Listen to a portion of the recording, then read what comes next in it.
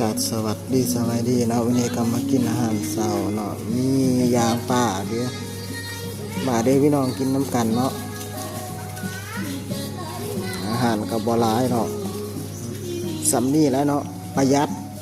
เสียจ่ายคือสิหาเงินได้ก็ลำบากดิพี่น้องเอ้ยสำนี้ก็พอแล้วอาหารการกินการอยู่เนาะ